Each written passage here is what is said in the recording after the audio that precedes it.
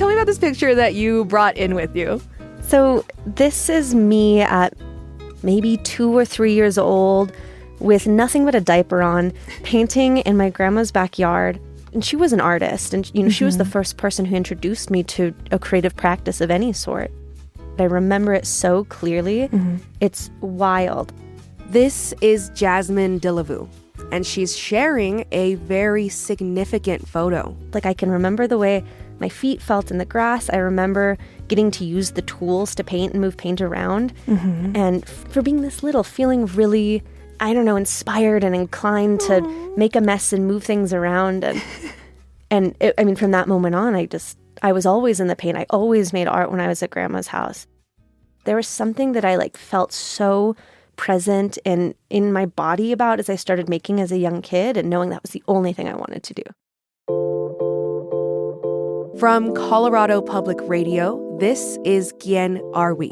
Exploring what it means to be Puerto Rican, Latine, Indigenous, or however you identify, and diving into the beautiful things that make us who we are. I'm May Ortega.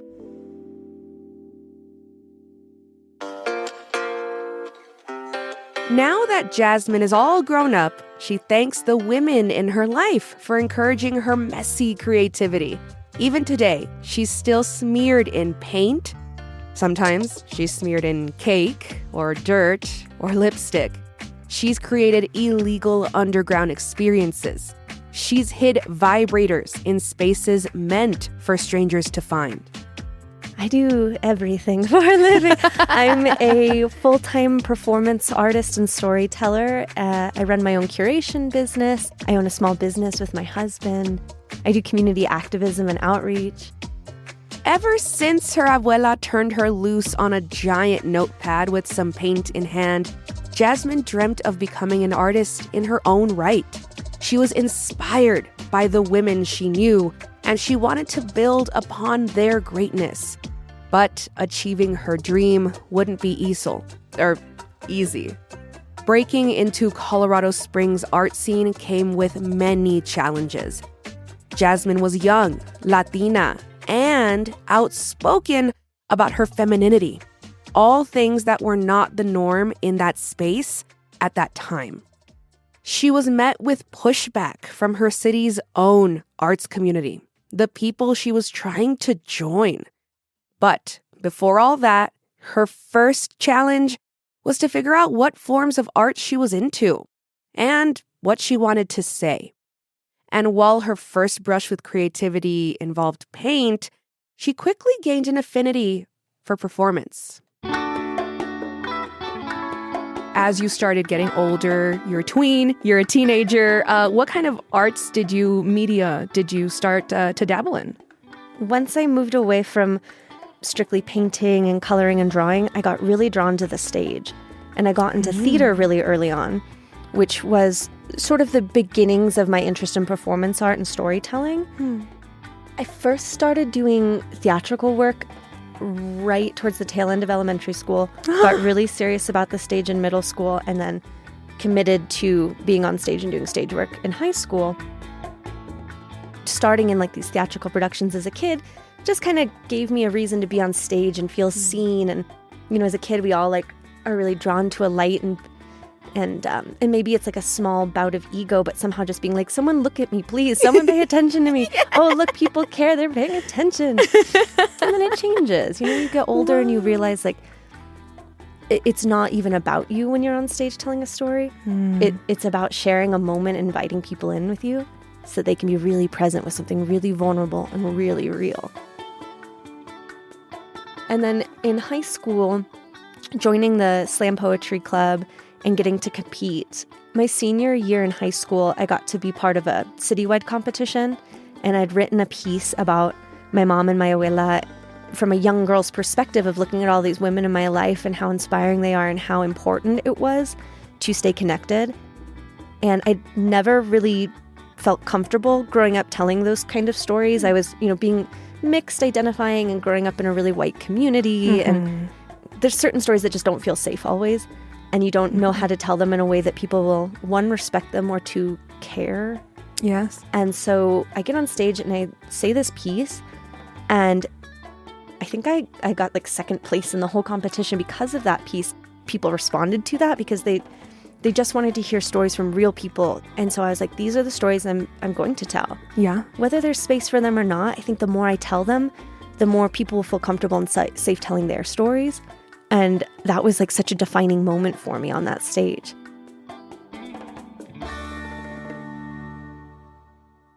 You were raised in Colorado Springs. Most of your life has been in Colorado Springs. Can you describe the art scene when you were first coming up in the city? When I was first coming up in Colorado Springs, the art scene, there wasn't much to it. In that it was still sort of the stepchild of Denver. It wasn't quite the bustling city that it is now. There weren't a lot of opportunities.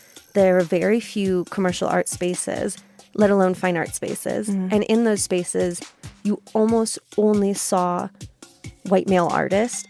It didn't feel reflective of the population that actually resides in Colorado Springs, which is largely Hispanic, Latin, Latinx. And I was like, where's all the art that I care about? As Jasmine was growing up, exploring the reaches of her creativity, she also made it a regular exercise to ruminate on her identity. After all, it was at the core of every piece she was making, whether it was intentional or not.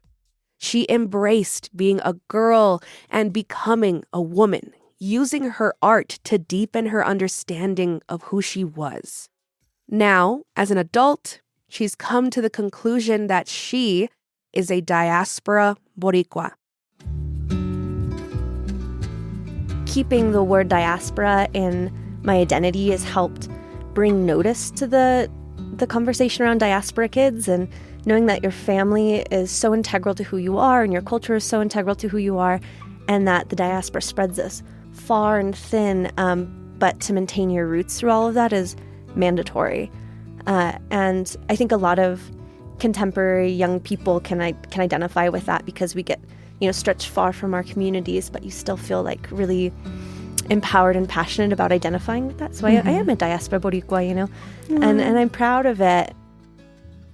And the more intimately she got to know herself, the more clearly she could see there weren't enough galleries, there weren't enough walls. And then finally, when those opportunities did start to open, they felt very particular. What they wanted out of BIPOC stories were, I want trauma, I want sadness, I want you to tell about how hard it is to be you. There was no room to paint flowers. There was no room to talk about joy. Because if you are going to tell your story, it's going to be during Hispanic Heritage Month. Oh my gosh. And we're going to give you a highlight space. And during the space, I want you to talk about the saddest things you can, because remember, it's really sad and hard being you. After graduation, I got really invested in changing that, because I wasn't going to wait around for someone to find walls for me.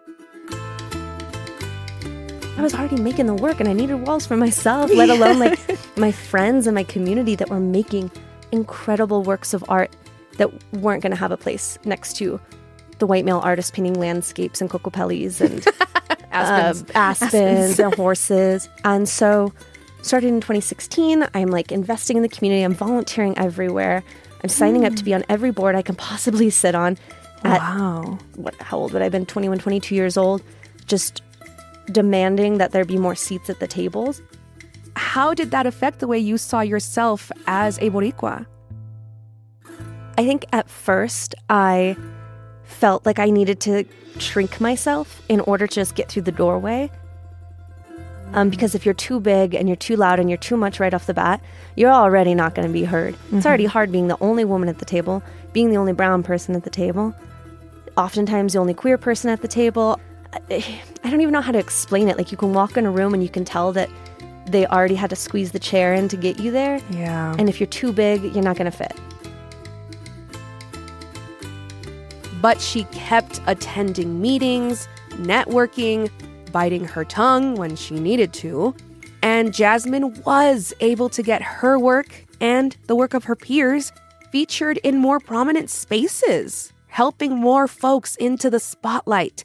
And like she said, she wanted to make some walls as well, so other people could tell their own stories. She was seeing change in her city, and she was happy for it. But then there was another hurdle, figuring out if and how to make this work her life's work.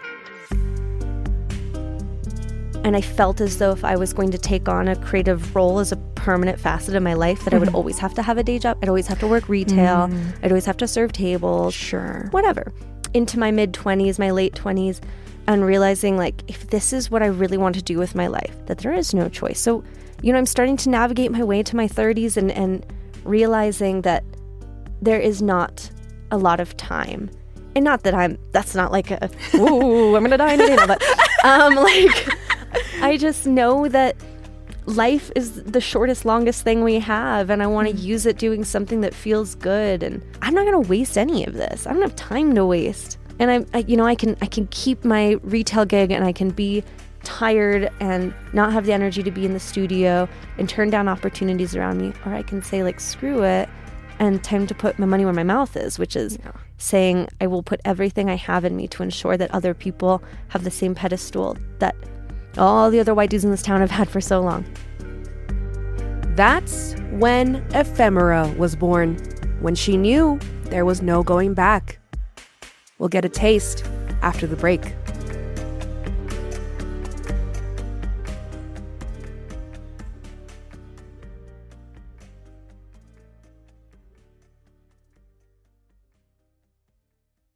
Jasmine Dillavou has had a lifelong love affair with creative expression. Problem was, she didn't have many spots where she could share her creations with her community. So she teamed up with some friends to create a concept based on food and place. In the beginning, the trio would choose someone's apartment, a basement, whatever space they could find. They'd bring in local chefs and local artists who'd feed and entertain a select group of guests. And we'd put together folding chairs, and we brought in linens and candles, and they were super legal and super fun, and it was very like tell a friend. But we were gutting people's houses and turning them into these immersive rooms. We did a whole dinner in darkness where it was completely black and all the food had like glow elements. Whoa. We did a hedonist dinner and we served cheese on like spanking. Like those paddles. And had handcuffs. We done all sorts of stuff. And we were like, I can't keep lugging stuff from building to building, and doing these pop-ups was kicking our butts. So to save their spines some trouble, Jasmine and Co. decided to move Ephemera into its own brick and mortar. Well, they did that just as COVID-19 was ramping up. Not great timing. But they got through it with patience and perseverance. After their very humble, mildly illicit beginning, their creative concept found its permanent home. Ephemera is a 50% culinary arts, 50% visual arts space in downtown Colorado Springs. The culinary arts side is incredible because it's a super small staff. They bring an entirely new, unique, locally focused menu every single day. Whoa. And it's different. Every day you come in, you're getting a whole new experience. It is a fleeting moment. You kind of never know what you're going to get. Wow. And then sitting side by side with that is our visual arts program. And I bring in female artists, BIPOC, and queer artists to fill the walls. And they get to create these immersive experiences alongside the chefs so that you are involved. Ephemerality means it's like this thing that doesn't last, but it does last, right? The physicalness goes, but all the memories, the conversations you have, that experience. The way it made you feel. The way it made you feel, that sticks.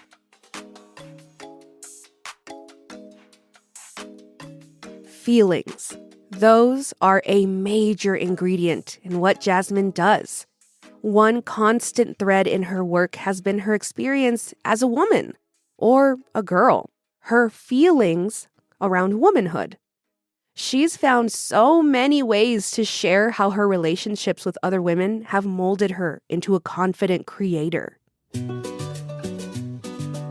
Through all the different facets of my practice, I'm most passionate about the navigation of Latinidad and women specifically. How do women navigate long lines of rules and limitations and expansive opportunities because of the way we've had to travel through toxic masculinity, through rules and regulations and hierarchy and history, and, what kind of precedent are we leaving for women behind us? How are we consumed as Latinas specifically? Because it's not the same for everyone else. And the one story I know really well is about being a Latina. Yeah. And so in my work, I use a lot of vintage lingerie. I use lipstick, primarily red lipstick, because it's it's just like this wonderful glowing tool, this representation. It should be in a glass box in a museum. Like, if I could close my eyes and say, what's one thing that feels like Latina, is red lipstick. Yeah. And I would put it on a pedestal in the MoMA if I could. Yeah. Amazing.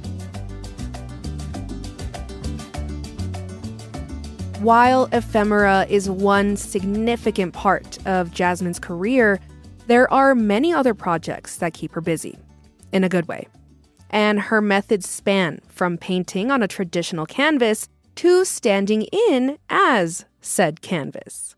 One performance she's particularly proud of demanded a lot from her, as well as her audience. Involves the body and stickiness and booze and cake and razors. And it's an intense piece to witness. It's an intense piece to perform. 9,025. It's called Your Cake Rituals. It took Jasmine a year to develop and just over 6 minutes to perform. Like ephemera, this was a one-time, in-the-flesh experience. Cake tastes like shit. This cake is a celebration. This cake makes me... Guests entered an art gallery to find Jasmine, dressed in a pink chiffon sundress, her big curly hair let loose, seated beside a table. That table was topped with an array of traditionally feminine objects, like a bottle of rosé, a tube of red lipstick, a pink shaving razor, and a white sheet cake. Throughout the performance, there is a pre-recorded video of Jasmine projected behind her. You can see her from the chest up, her eyes out of frame, eating pieces of cake off of a fork, almost stuffing her face. The video poses questions like whether her age or her appearance constitute her value. You look delicious. What'd you wish for? Did you finish now? You look delicious. What did you wish for? Did you finish it all? She also asks if she's devourable as a teenager, in her 20s, in her 50s. It's about navigating beauty rituals and the consumption of your body by the public, mixed with aging and these complications of how women talk about their aging bodies and aging experiences and becoming invisible by aging, and how do you maintain a presence. And it's a very vulnerable piece. And it is just you up there. It's just me. As the video plays behind her, the Jasmine in the room is picking at the cake, scooping up icing and licking it off her fingers. Then she starts to shave her legs, still eating in the meanwhile. And the piece only works if I am fully honest about the story. It only works if I don't pretend, right? You don't pretend to drink the water, you drink the water. You don't pretend to use the scissors, you use the scissors. Because performance artists saying, you audience member, me performer, we're the same. We're in one place and I'm going to ask a lot of you, which is be here with me this whole time. Put yourself out there, rip yourself open, say climb on in with me. When the video ends, Jasmine performs a final monologue. I refuse the picking and the prodding as a survival tactic. I refuse. Then she picks up her wine glass and walks away.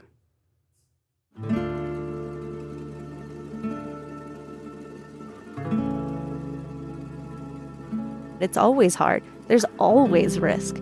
There's no easy way to perform our lives for others. And I think some of the more challenging moments have been during these narrative performance works that I've been really, really diving into the past 4 years. It's very theatrical, and sometimes they're really hard stories, whether they're about grief or the body or sexuality or gender, and really pouring myself out there. And the first person who comes up after the show, after you've cleaned up and changed clothes and come back to greet the small audience of gatherers who've come to see it. And the first thing is it's always a guy. It's always a dude. Really? It's always a dude who comes up who has to say, like, yeah, that's really cool stuff, but, like, I don't really get it. I don't know how to exactly say this to you, but maybe it's not for you. And maybe not all work has to be for you all the time, because your stories are everywhere, regardless if I want to see them or not. I can't avoid another white dude's story. They're everywhere. Yeah. No, truly. So maybe this work isn't for you to get. Maybe it's for you to listen. Maybe it's for you to learn. As you can probably tell, being an artist is tough.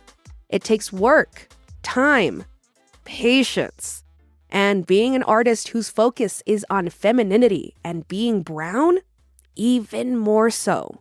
Through all of it, all the I don't get it's, the tokenism, the strange scrutiny, Jasmine's drive to share who she is without shame has remained ever present, unshakable. Tell me about a piece that you created that brings you joy. Most recently, I had a show in this real DIY space called Garfield, which is in the basement of a school. They were like, do whatever you want. There's no rules. And I was like, wow, this space is huge. What could I do? And I decided I was going to use it as a space to talk about girlhood. And I'm kind of obsessed with the idea of girlhood now because I've been navigating femininity in this really big way. And lately I've been narrowing it down to this experience of being a preteen or a teen girl, and that it is like this unique secret language. And I hung nightgowns all over the room and everything was lit in pink. And it's, it's a little on the nose and a little cliche, but on purpose. There's like glitter and flowers happening. Yeah. And I had a big dresser that had stuff written all over it. You'd open it and it was filled with Barbies, and then you'd pull it back and there was a vibrator tucked in the back. And panties and things written everywhere, because like teenage girlhood is so much about like being so filled with emotions and you don't know where to put it. It felt like watching all these women in my community become little girls again. And something about that just sparked something in my head. I was like, this is joy, because maybe it's like letting us return to something that we haven't had access to in so long, or giving us permission to play again, or be like a little bit emotive without the rules of grown womanness stopping us from being emotive. And the rules kind of fell down. Once she started building up the community she wanted to see, once she started to make her own professional connections, Jasmine was able to thrust out a helping hand with her own company.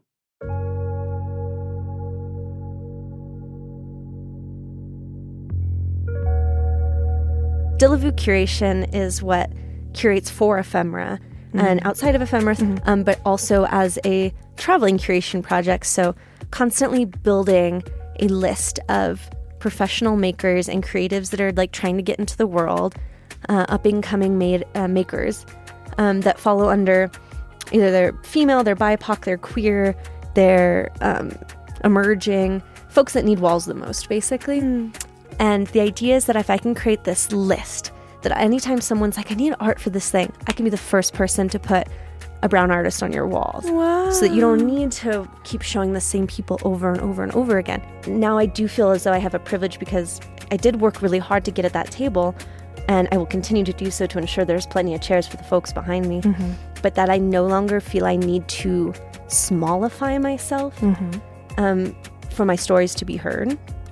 And it's hard because you want to be this big, loud, expressive, intense person that you are, that I am. And as I'm getting older, knowing I no longer really need to do that, because if the work I'm doing matters, it'll baptize the space as holy as it truly is. I don't want younger folks coming into the art scene to feel like they need to squeeze through the doorway. I want them to burst through the doorway.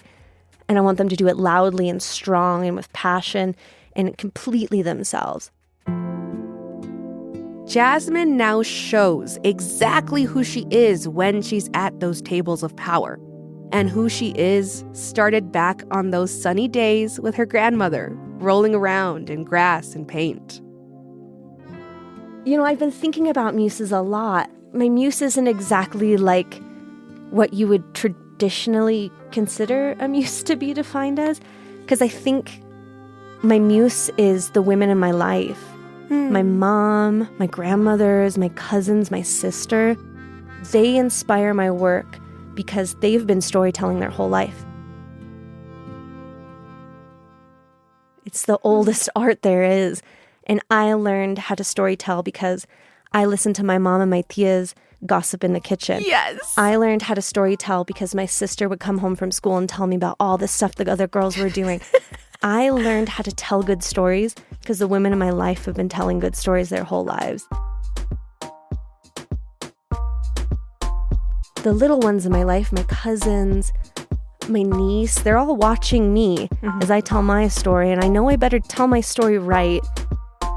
And I better tell it good because they're learning how to tell their stories by just witnessing quietly from afar. But they're watching too, We're just like ancestors in the making, so we better do it right.